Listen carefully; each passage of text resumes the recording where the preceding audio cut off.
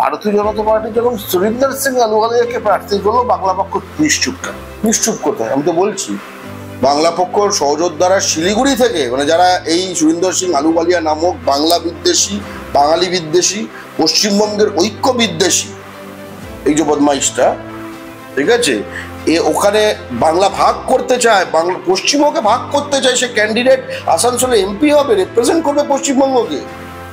হ্যাঁ, এবং এরা কত অকৃতজ্ঞ, আমি জাস্ট উল্টোটা কল্পনা করতে বলছি বাঙালিদের, আসানসোলের বাঙালিদের, তোরা সারা পশ্চিমবঙ্গের বাঙালিদের।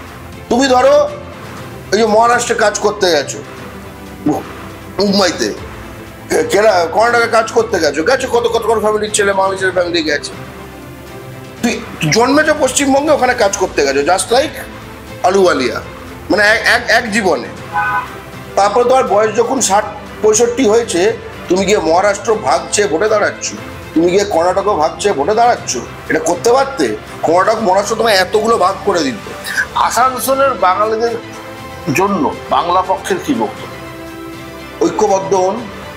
প্রথম কথা হচ্ছে জমি বাড়ি বিক্রি করা বন্ধ করুন, মেয়েদের বিয়ে দেওয়া ক্রিমিনালদের কাছে বন্ধ করুন, যতই চাপ হোক, মেয়ে যতই এসে কান্নাকাটি করুক, কোনো কিছু ব্যাপার না, ঠিক আছে, কারণ এটা অস্তিত্বের প্রশ্ন।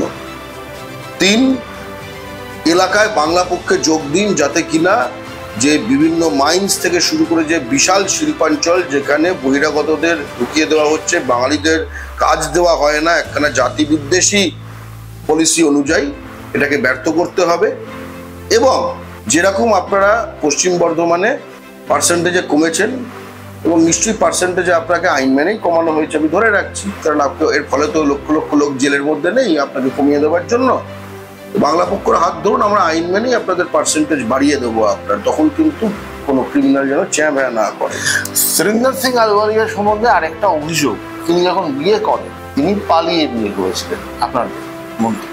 দেখুন, এটা সুরিন্দরের বলে কথাটা নয়, আমি এই ব্যক্তিটাকে আমি চিনি না, আমি এই ব্যক্তিটাকে চিনতে চাই না, যে পশ্চিমবঙ্গকে ভাগ করার মতো একখানা মানে ঘৃণ্য কীটকে আমি করে চিনতে চাই না।